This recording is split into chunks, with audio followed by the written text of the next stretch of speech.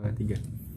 Bismillahirrahmanirrahim. Assalamualaikum warahmatullahi wabarakatuh. Innal hamdalillah nahmaduhu wa nasta'inuhu wa nastaghfiruh wa na'udzu billahi min shururi anfusina min sayyiati a'malina. Innahu may yahdihillahu fahuwal muhtad wa may yudlil falan tajida lahu waliyyan mursyida. Asyhadu an la ilaha illallah wahdahu la syarika lah wa asyhadu anna Muhammadan 'abduhu wa rasuluhu la nabiyya ba'da.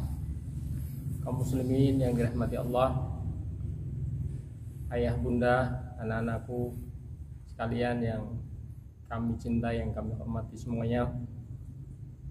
Alhamdulillah, atas rahmat dan karunia Allah Subhanahu wa taala kita diberikan kesehatan, ketetapan iman dan Islam di dalam hati kita masing-masing. Semoga Allah Subhanahu wa taala memberikan kita istiqomah di dalam iman dan Islam ini. Kaum muslimin dan muslimat yang dirahmati Allah Subhanahu wa taala, di antara etika, adab dan akhlak yang paling penting yang harus kita tekankan adalah etika dan adab kepada kedua orang tua. Al-muslimu ma'a walidayhi. Bagaimana semestinya dan seharusnya seorang muslim berinteraksi, berhubungan dengan kedua orang tuanya. Terlagi pada saat sekarang ini di zaman teknologi, zaman modernisasi, adab, akhlak dan etika kepada orang tua banyak yang sudah tergerus dan terkurangi karena pengaruh teknologi dan modernisasi. Maka oleh karena itu, di dalam Islam diajarkan bagaimana kita harus berakhlak dan beradab kepada kedua orang tua kita masing-masing. Ini menjadi asas fondasi di dalam kehidupan kita, menjadi barometer ukuran apakah seorang muslim itu menjadi seorang muslim yang baik atau sebaliknya. Bagaimana kita berinteraksi dengan kedua orang tua? Ada beberapa hak wajiban kita kepada kedua orang tua, akhlak kita yang harus kita jaga pada kedua orang tua kita masing-masing. Apa itu? Yang pertama adalah arifun qadrahuma wa ma yajibu alaihi nahwahuma. Harus paham betul, menyadari betul bagaimana kedudukan orang tua dan apa yang semestinya dan seharusnya kita lakukan kepada kedua orang tua. Banyak sekali ayat-ayat Al-Quran yang menegaskan hal tersebut, menegaskan tentang bagaimana semestinya kita menundukkan orang tua kita, posisi orang tua kita, bahkan di hadapan Allah Subhanahu wa ta'ala. Lihatlah Allah tegaskan di dalam surat An-Nisa ayat 36, qala subhanahu wa ta'ala wa'budullaha wa la tusyriku bihi syai'an. Sembahlah Allah Subhanahu wa ta'ala dan janganlah kalian menyekutukan Allah Subhanahu wa ta'ala dengan sesuatu pun. Apa setelah itu perintah yang datang di dalam Al-Quran ini? Wabil walidaini ihsana. Dan kepada kedua orang tua ini maka hendaklah berbuat ihsan. Perhatikan di sini wabil walidaini. Wabil walidaini. Ini ada hubungan erat bahwa merekalah berdua. Atas peran mereka berdua pula kita menjadi ada di dunia ini. Ayah kita, ibu kita, kedua orang tua kita itu adalah sebab adanya kita. Kalau bukan karena mereka maka kita tidak akan ada. Maka dalam bahasa Arab disebut dengan al-walid. Walidaini, dua orang sosok yang melahirkan kita, yang berjasa untuk keberadaan kita di dunia ini. Maka dalam ayat ini kalau kita perhatikan bahwa Allah Subhanahu wa ta'ala mengangkat kedudukan kedua orang tua ini. Wa'budullaha wa la tusyriku bihi syai'a. Setelah kewajiban kita beribadah kepada Allah Subhanahu wa ta'ala, bahkan sejajar dengan kewajiban kita beribadah kepada Allah Subhanahu wa ta'ala. Lihat di sini kalau dalam bahasa Arab disebutkan ada wawul 'athaf. Waw yang fungsinya adalah untuk mensejajarkan antara satu amalan dengan amalan yang lain. Amalan yang pertama adalah ubudiyatullah, beribadah kepada Allah Subhanahu wa taala. Amalan yang kedua apa? Birrul walidain, al-ihsan ilal walidain, berbuat baik kepada kedua orang tua. Kaum muslimin dan muslimat yang dirahmati Allah Subhanahu wa taala, anak-anak sekalian yang sangat aku cintai, maka oleh karena itu di dalam ayat ini terdapat isyarat. Apa isyaratnya? Wabil walidaini ihsana. Satu, bahwa kedudukan birrul walidaini kepada kedua orang tua dengan ibadah ini sejajar, seakan-akan tidak bisa dipisah. Seorang akan runtuh, seorang akan tidak bernilai ibadahnya di hadapan Allah Subhanahu wa taala kalau dia tidak berbakti kepada kedua orang tua. Kemudian yang kedua, kenapa di sini disebutkan ihsan? Berbuat ihsan. Karena berbuat ihsan itu bukan hanya sekedar berbuat baik. Berbuat ihsan itu berbuat lebih baik dari umumnya orang melakukan perbuatan baik. Karena sesungguhnya tidak ada satupun manusia di atas muka bumi ini yang mampu membalas jasa kedua orang tua kita masing-masing. Tidak ada. Dan tidak ada pekerjaan satupun di muka dunia ini yang bisa menggantikan pekerjaan kedua orang tua kita. Kalau seandainya ditawarkan kepada semuanya, ada satu pekerjaan, yang pekerjaan itu dengan gaji paling tinggi di antara perusahaan-perusahaan yang ada. Besarnya berapa? Bisa jadi gaji tertinggi 100 juta. Bisa jadi atas 100 juta, 200 juta setiap bulan, bukan 1 tahun. Tapi dengan syarat harus bekerja 24 jam. Harus siap setiap saat, setiap waktu, melayani ketika dibutuhkan. Dan harus siap untuk berkorban segala-galanya, bahkan nyawanya sekalipun harus dikorbankan ketika memang saat itu dibutuhkan. Tidak mengenal pagi, tidak mengenal siang, tidak mengenal sore, tidak mengenal malam. Setiap saat dibutuhkan harus siap untuk melaksanakan tugas tersebut. Jika pekerjaan ini ditawarkan kepada semua manusia, sekalipun dengan gaji 100 juta per bulan, 200 juta per bulan, atau berapalah, maka pasti tidak ada satupun yang berani untuk mengambil tawaran tersebut. Tapi banyak sosok-sosok manusia yang bekerja 24 jam tanpa dengan balasan gaji, bahkan pendapatannya tidak lebih dari apa yang ditawarkan tadi, tapi mereka siap untuk melaksanakan pekerjaan tersebut. Siapa itu? Kedua orang tua kalian semuanya, kedua orang tua kita semuanya, ayah dan bunda kita semuanya, umi dan abi kita semuanya, siap untuk mendampingi kita bahkan sebelum kita sadar sebagai orang yang dewasa. Sejak kecil apa yang mereka lakukan?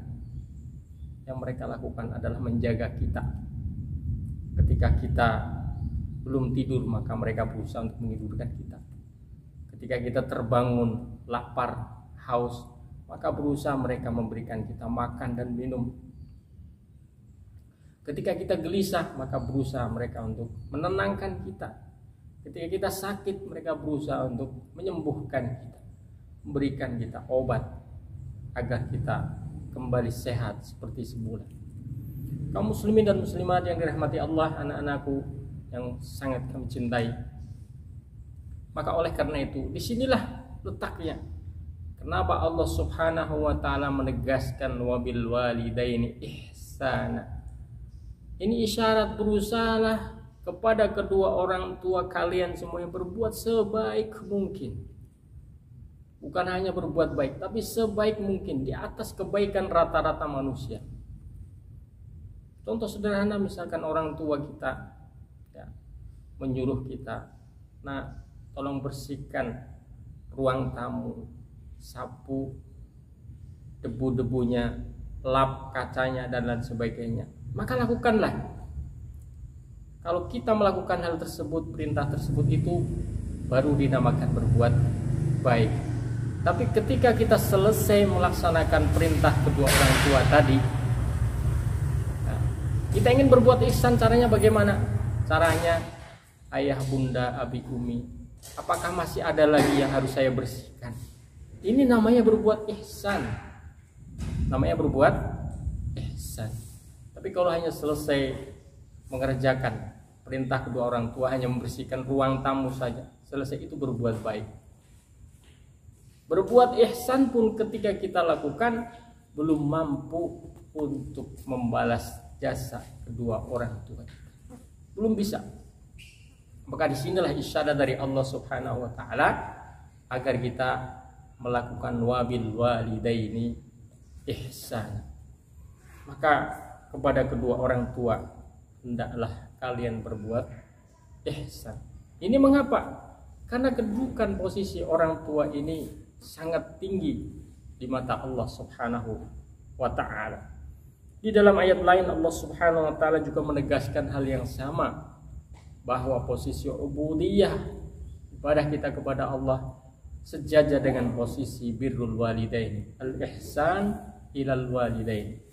Qala Subhanahu wa ta'ala di dalam surat Al-Isra ayat 23, wa qadha rabbuka alla ta'budu illa iyyah wa bil walidaini ihsan. Perhatikan di sini. Tadi wa'budullah, di sini wa qadha rabbuka alla ta'budu illa iyyah. Dan sama-sama setelah itu dilanjutkan dengan wa bil walidaini ihsan. Ini adalah ayat-ayat yang menegaskan betapa kedudukan orang tua ini sangat tinggi di mata Allah Subhanahu wa ta'ala. Bahkan di dalam ayat ini disebutkan berapa adab, etika, contoh-contoh yang semestinya kita lakukan di hadapan orang tua, yang semestinya menghiasi kehidupan kita sehari-hari kepada kedua orang tua, khususnya untuk anak-anakku semuanya yang dirahmati Allah Subhanahu wa ta'ala. Apa kata Allah di sini? Kalau seandainya kita menemukan kedua orang tua kita, imma yablughanna 'indakal kibar, sudah bertambah usia, tidak muda seperti dulu, tidak cekatan seperti dulu, tidak energik seperti dulu. Ahaduhuma, mungkin salah satu di antara mereka, au kilahuma, atau barangkali kedua-duanya, maka satu, perhatikan adab berbicara. Di sini dicontohkan oleh Allah Subhanahu wa ta'ala, fala taqul lahuma uffin. Berhati-hatilah ketika berbicara, jangan sampai membentak apa yang diucapkan oleh kedua orang tua. Wala tanharhuma, membentak mereka berdua, cus dan lain sebagainya, ya, membantah, membentak, ya. Ini adalah etika yang buruk. Nah, sekarang ini di era teknologi, zaman modern, barangkali mungkin bahasa verbalnya itu lebih sedikit daripada bahasa tulisnya atau bahasa isyaratnya. Nah, ini akan menjadi penyakit tersendiri bagi semuanya dan khususnya anak-anak muda ketika mereka berinteraksi dengan orang tua. Barangkali mereka tidak menjawab dengan cis atau atau tidak membentak. Karena apa? Karena diwakili dengan WhatsApp tulisan, diwakili dengan isyarat, diwakili dengan sikap acuh tak acuh, tidak peduli dengan orang tua, ya.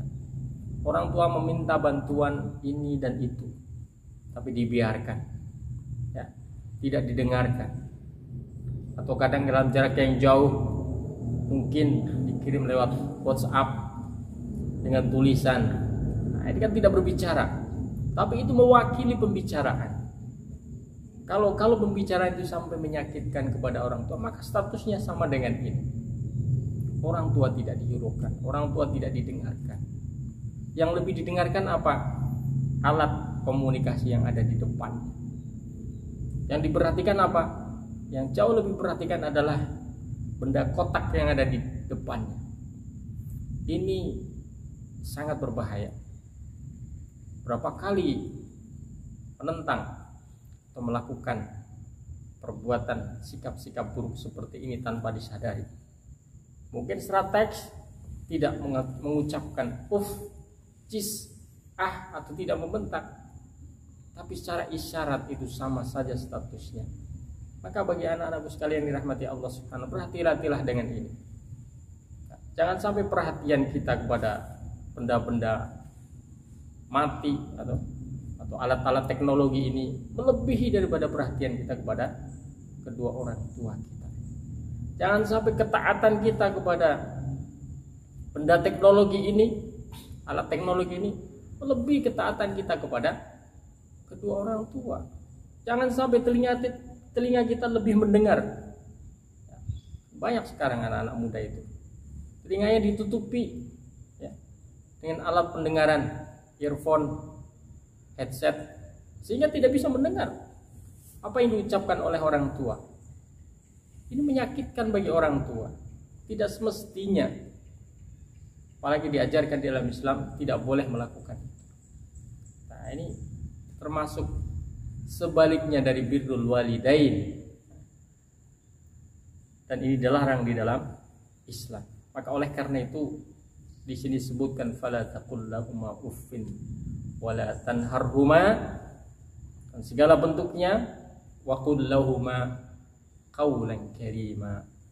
Kalau kita terpaksa harus berbicara, maka berbicara dengan adab, sopan santun, sebaik mungkin, selembut mungkin kepada kedua orang tua. Bahkan pada ayat berikutnya Allah tegaskan wakhfid lahuma janahaz zulli minar rahmati. Masya Allah. Rendahkanlah sayapmu, artinya bersikap rendah diri di hadapan orang tua, tidak merasa tinggi di hadapan orang tua. Apalagi sampai kita mengekspresikan dengan ekspresi yang buruk di hadapan orang tua. Orang tua benar-benar butuh dengan bantuan kita ketika kita sibuk, anak-anak sibuk main game, kemudian orang tua memanggilnya, begitu terdengar menoleh dengan mata melotot atau dengan ekspresi yang buruk, menjadikan orang tua merasa tidak nyaman. Tidak baik. Tidak semestinya bersikap dengan sikap tersebut. Ini bukanlah akhlak seorang muslim terhadap kedua orang tua. Kalau mau bicara, maka bicara dengan sebaik mungkin, ya. Kalau memang ada keperluan, dan keperluan itu adalah keperluan yang tidak bisa ditinggal, maka sampaikanlah keperluan itu dengan cara sebaik mungkin kepada kedua orang tua. Apalagi kalau ditimbang apa yang dilakukan oleh sebagian anak ini, mungkin hanya sekedar main game, hanya sekedar buka berita, hanya sekedar mendengar cerita, hanya sekedar mendengar lagu. Yang lagu itu mungkin tidak akan mengantarkan kepada ketaatan kepada Allah Subhanahu wa taala. Apalagi hanya seperti itu. Orang tua harus lebih didengarkan, lebih diperhatikan dibandingkan hal-hal yang lainnya. Maka rendahkanlah diri kita di hadapan orang tua, karena mereka dulu berkorban memberikan kasih sayang kepada kita semuanya, kepada anak-anak semuanya, ya, tanpa ada minta balasan sedikit pun. Kaum muslimin dan muslimat yang dirahmati Allah Subhanahu wa ta'ala, maka oleh karena itu disinilah Islam sangat menekankan bagaimana adab kita kepada orang tua ketika berbicara, ketika bersikap, ketika berprasangka, ketika punya persepsi atau anggapan, maka semuanya harus dalam lingkup anggapan yang baik, bicara yang baik, persepsi yang baik kepada kedua orang tua kita semuanya. Di dalam sebuah hadis Rasulullah Sallallahu Alaihi Wasallam menyampaikan sebuah perbandingan, ya. Di antara amalan-amalan yang paling dicintai oleh Allah Subhanahu wa taala adalah birrul walidain, ya. An Abdullah bin Mas'ud radhiyallahu anhu qala, dari Abdullah bin Mas'ud radhiyallahu anhu, ia berkata, sa'altun Nabiy sallallahu alaihi wasallam ayyul amali ahabbu ila Allah? Qala as-salatu ala waqtiha. Wahai Rasulullah, amal apakah yang paling dicintai oleh Allah Subhanahu wa taala? Perhatikan di sini, amalan yang paling dicintai oleh Allah. Berarti kalau kita melaksanakannya, kita mendapatkan cinta dari Allah Subhanahu wa taala.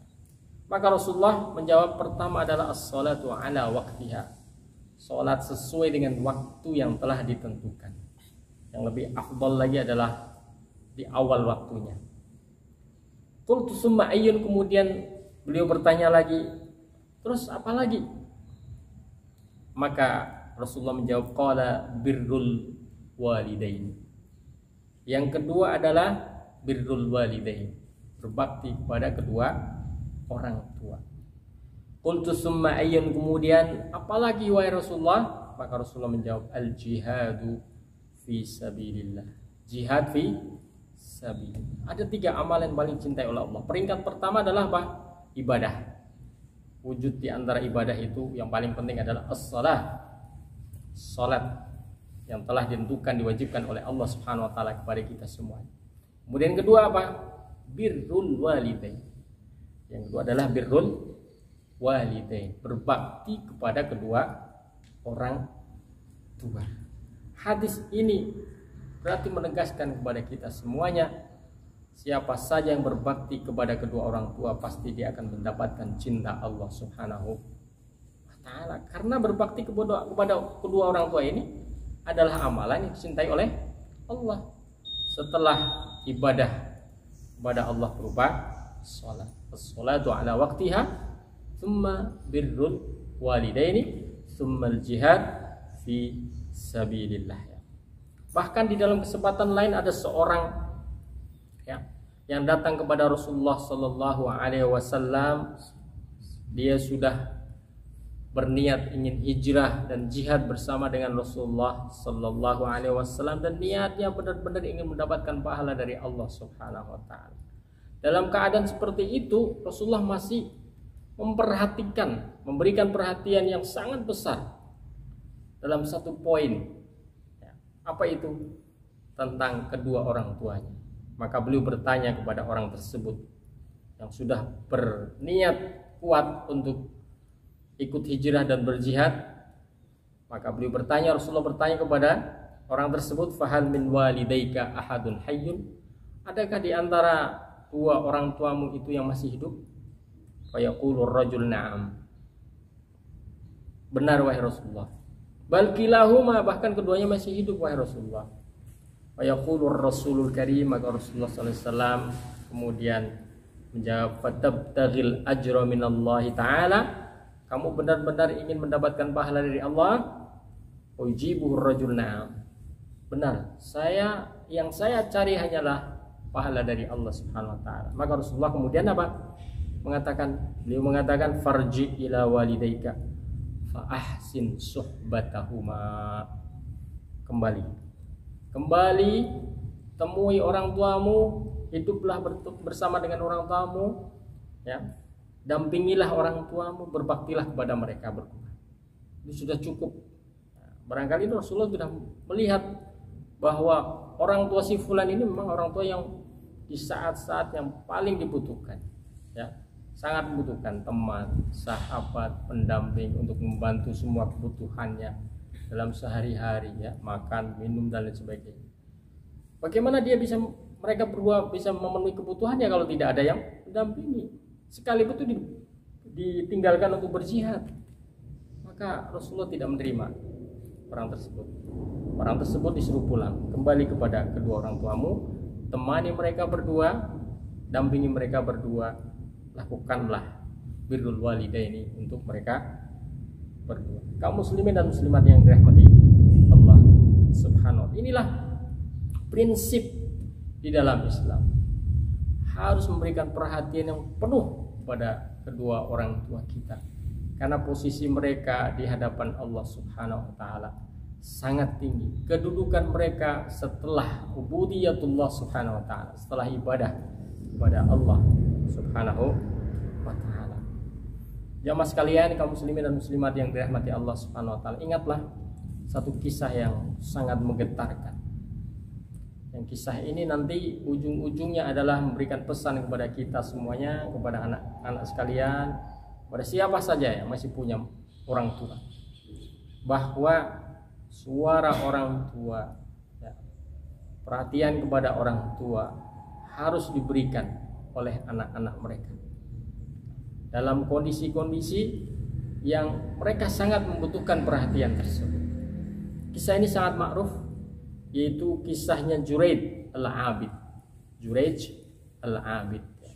Juraij al-Abid, Juraij seorang ahli ibadah. Juraij ini ahli ibadah, kisahnya sudah ma'ruf sebelum datangnya Rasulullah SAW. Beliau ini adalah ahli ibadah, luar biasa. Sholatnya, puasanya, zikirnya kepada Allah Subhanahu wa ta'ala. Suatu saat terjadi suatu kasus kejadian bahwa ibunya itu memanggilnya dalam keadaan dia sholat, ya. Jadi Juraijnya sedang sholat khusyuk di tempat ibadahnya. Kalau tempat ibadah itu disebut dengan saumah, ya. Saumah, tempat ibadah khusus kayak mihrab, ya. Nah, di tempat ibadahnya dia sedang sholat, ibunya memanggil, wahai Juraij, kesini Juraij, ya. Dia sedang sholat. Kemudian dia gelisah, apakah saya memenuhi panggilan orang tua atau memutuskan sholat. Dipanggil lagi kedua, dia bingung, ya, tidak menjawab panggilan orang tua. Dipanggil yang ketiga, dia juga tetap melaksanakan sholat, tidak menghiraukan panggilan kedua orang tua. Apa yang terjadi dengan ibunya? Perasaan ibunya sakit, ya, dia donggol, dia marah kepada Juraij. Ibunya sudah memanggil 3 kali, tidak ada satupun panggilannya yang dipenuhi oleh Juraij. Maka apa yang dilakukan ibunya? Ibunya berdoa kepada Allah Subhanahu wa ta'ala agar Allah tidak mematikan Juraij kecuali sebelum dia bertemu dengan wujuhun mumisat, orang-orang yang tuli, tuna rungu, tuna yang tidak bisa mendengar, itu ya. Nah, jadi doa ibunya apa? Ibu saking jengkelnya, ibunya, ya Allah, janganlah engkau matikan Juraij kecuali dia sudah ditemukan dengan orang-orang yang tunarungu. Ini ada maksudnya. Ternyata setelah beberapa saat ada seorang perempuan yang tunarungu, ya, tunasusila, ya. Dia mendekati Juraij yang sedang ibadah, kemudian mengajak Juraij untuk melakukan perbuatan maksiat, ya. Tapi Juraij tidak mau. Dipaksa, Juraij tidak mau. Digoda, tidak mau, ya, oleh perempuan tadi. Akhirnya perempuan ini marah, ya. Dia bersumpah akan mencelakai Juraij, tapi dengan cara yang lain.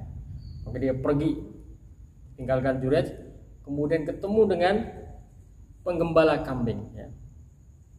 Setelah ketemu penggembala kambing, maka dia lampiaskan nafsunya, mengajak penggembala kambing untuk melakukan hubungan yang tidak sah itu. Maka akhirnya terjadilah hubungan antara seorang wanita tunasusila ini dengan penggembala kambing. Maka singkat cerita, wanita tunasusila ini kemudian hamil, ya. Kemudian setelah itu dia bersumpah dia akan mencelakai Juraij dengan cara apa? Dengan cara dia akan mengaku bahwa hamilnya itu akibat perbuatannya Juraij, ya.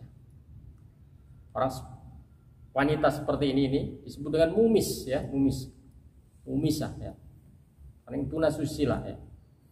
Maka ketika ditanya oleh orang penduduk sekitar, kamu kenapa hamil? Saya dihamili oleh Jurej. Padahal faktanya Jurej tidak melakukan apa-apa. Akhirnya semua penduduk masyarakat yang ada di sekitar itu, mereka marah, mereka menghancurkan tempat ibadahnya Jurej. Ya, dihancurkanlah. Kemudian penguasa tempat itu kemudian menyeret Jurej untuk dihukum di tengah lapangan. Singkat cerita, kemudian wanita yang hamil itu beberapa saat kemudian melahirkan seorang anak bayi, ya, orang bayi. Dan ketika Jurej hendak dieksekusi, maka ada yang menanyakan secara bisik-bisik, ya. Sang hakim tadi menanyakan secara bisik-bisik kepada bayi tersebut, padahal secara logika tidak mungkin bicara, ya. Karena sebelum detik-detik terakhir dijatuhkan hukuman harus ada kepastian, benarkah Jurej yang melakukan. Nah, maka setelah itu tanyakan kepada bayi yang masih kecil tadi, ya, siapakah sebetulnya ayah kandung engkau? Maka dijawab, ayah kandungku. Qadarullah, dengan takdir Allah, bayi yang masih kecil itu bisa berbicara. Ayah kandungku adalah penggembala kambing. Maka seluruh masyarakat bertakbir, heran, ya. Sangat terkejut, ya, karena bayi itu bisa berbicara dan membeberkan fakta yang sesungguhnya. Ayah kandungnya adalah penggembala kambing. Maka bertakbir semuanya, makanya semuanya minta maaf kepada Jurej yang telah kemudian berjanji kepada Jurej, tempat ibadahmu akan kami bangun semegah mungkin, ya. Kemudian setelah itu Jurej mengatakan tidak perlu dibangun megah. Bahkan mereka berjanji akan dibangun dengan emas, dengan perak. Tidak, nggak boleh bangun dengan emas dan perak. Bangunlah seperti awalnya. Ini doa dari seorang ibu, ya, hampir-hampir saja terjadi kalau bukan karena pertolongan dari Allah Subhanahu wa Ta'ala. Ini sebagai pelajaran buat kita semuanya, betapa doa seorang ibu, ucapan seorang ibu, orang tua ini sangat mahal nilainya di hadapan Allah Subhanahu wa Ta'ala, dan akan terjadi. Tapi sisi yang lain juga pesan kepada orang tua, bahwa orang tua tidak boleh sembarangan mendoakan keburukan kepada anak-anak mereka. Jadi pesan yang sisi yang lain, ya. Satu sisi bahwa anak-anak harus berhati-hati dengan orang tua, jangan sampai tersakiti. Sisi yang lain, orang tua juga harus berhati-hati ketika berbicara, mendoakan, jangan sampai mendoakan yang buruk-buruk kepada anaknya. Kalau di puncak kekesalannya, kemarahannya orang tua, silahkan marah, doakanlah yang baik. Wah, dalam keadaan marah itu doakan baik. Ya Allah, anakku, kamu itu ibu sudah marah sama kamu, ibu doakan kamu menjadi penghafal Quran. Wah, saking marahnya keluar doa yang bagus. Nah, bagi penghafal Quran, nah, kan seperti doanya ibunya Imam Sudais, ya, Imam Masjidil Haram, Imam Sudais, ya. Saking marah ibunya, ya, akhirnya ibunya mendoakan, ibu doakan kamu jadi imam Masjidil Haram. Ternyata berapa tahun, selang berapa puluh tahun, akhirnya terjadilah doa tersebut. Jadi kalau berdoa bagi orang tua, ayah dan bunda, kalau ingin melampiaskan doa, doakanlah dengan doa yang baik kedua untuk anak-anak kita semua. Kaum muslimin dan muslimat yang dirahmati Allah Subhanahu wa Ta'ala. Kemudian selanjutnya, selain memahami posisi kedudukan orang tua di hadapan Allah Subhanahu wa Ta'ala, apa yang harus kita lakukan? Yang kedua adalah barru bihima walau kana ghayra muslimain. Kalau di antara kita ada orang tua kita yang bukan muslim, maka tetap kewajiban berbakti itu tetap melekat pada kita semua. Tapi kita yakin, ya, para santriwan dan santriwati, kedua orang tuanya insya Allah semuanya muslim. Seandainya sampai ada yang bukan muslim, maka kewajiban berbakti tetap melekat untuk orang tua kita. Dan lanjutnya yang ketiga, poin yang ketiga, bagaimana cara kita berbakti kepada kedua orang tua kita. Yang ketiga adalah katsirul khauf min uquqihima, hendaklah kita berhati-hati, khawatir jangan-jangan kita termasuk orang yang mendurhakai kedua orang tua kita. Ini cara kita. Nah, jadi dalam bicara, dalam bersikap, bertindak, melakukan sesuatu, memberikan sesuatu, ya, bahkan ya, mintalah ridho dari orang tua, ya. Mintalah ridho dari orang tua. Nah, anak-anak muda zaman sekarang ini salah satu yang tergerus, yang kurang adalah di antaranya ini meminta ridho dari kedua orang tua. Ridho itu apa? Ridho itu bisa jadi izin, ridho itu bisa jadi doa, ridho itu bisa jadi sesuatu yang membuat kita tenang, nyaman saat melakukan sesuatu. Mau pergi keluar, izinlah kepada orang tua, itu namanya ridho, ya. Mau melakukan sesuatu, beli sesuatu, izin juga kepada orang tua, ya. Semua yang kita lakukan kalau dalam lingkup ridho dari orang tua kita, insya Allah membawa barokah, ya. Kita tidak boleh, akhlak dan adab di dalam Islam tidak boleh tergerus atau ditutupi, ya, tenggelam oleh teknologi dengan alasan kita sudah dewasa, nggak perlu izin, tidak perlu taren, tidak perlu minta memberitahu orang tua, nggak bisa. Di dalam Islam akhlak itu suatu yang paten, tetap. Kemanapun mintalah ridho kepada orang tua. Apapun yang akan dilakukan, mintalah ridho dari orang tua. Insya Allah semuanya akan berkah. Jangan karena beralasan kita sudah dewasa kemudian cuek dengan orang tua, ya, dengan alasan sudah dewasa nggak perlu diatur-atur. Bukan masalah diatur, tapi ridho kepada orang tua adalah doa atas apa yang kita lakukan. Mau beli sesuatu, minta ridho kepada orang tua. Orang tua akan mendoakan semoga sesuatu yang dibeli itu manfaat, penuh berkah, yang dijauhkan dari bahaya, ya. Begitu juga mau pergi melakukan safar, melakukan perjalanan juga minta ridho dari orang tua. Kemudian poin yang terakhir, cara kita berbakti kepada orang tua apa? Yaitu berbakti atau berbuat baik, ya, kepada orang-orang yang kenal oleh orang tua kita, ya, atau barru ahli wuddihima, ya, berbuat baik kepada semua orang-orang yang menjadi sahabat, teman, ya, karib, ya, dari orang tua kita, ya. Kalau orang tua kita punya sahabat yang dekat, maka kita juga ikut menjalin hubungan silaturahim dengan mereka semuanya. Dan terakhir, yang paling terakhir adalah apa? Di antara bentuk birrul walidaini kita kepada orang tua apa? Senantiasa mendoakan kebaikan untuk kedua orang tua kita semuanya. Doa kita semuanya insya Allah hafal. Tapi lebih baik kita sering mengucapkan doa-doa tersebut, kita hadiahkan untuk orang tua kita, terutama ketika setelah selesai sholat 5 waktu dan juga di tengah-tengah malam ketika kita bangun tahajud. Doa ini semuanya kita hafal insyaallah. Rabbighfirli wali walidayya warhamhuma kama rabbayani shaghira, ya. Kita benar-benar merasakan orang tua kita sudah berbuat baik yang luar biasa dan tidak bisa kita balas kebaikan mereka dengan apapun yang kita punya, ya. Maka hanya rahmat Allah Subhanahu wa taala yang bisa menggantikan kebaikan mereka berdua. Rabbighfirli wali walidayya. Dan hanya ampunan Allah juga yang bisa menggantikan kebaikan mereka berdua kepada kita. Maghfirah, rahmat dari Allah Subhanahu wa taala. Itu hadiah yang luar biasa yang kita berikan kepada orang tua kita.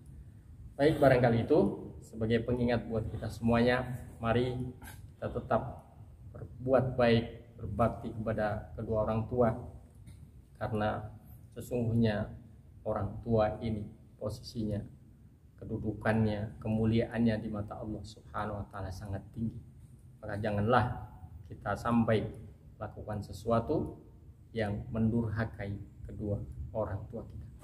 Demikian, semoga bermanfaat. Wallahu a'lam bishawab. Astaghfirullahal azim wal 'afwu minkum. Subhanakallahumma wa bihamdika asyhadu an la ilaha illa anta astaghfiruka wa atubu ilaik. Wassalamualaikum warahmatullahi wabarakatuh. wabarakatuh.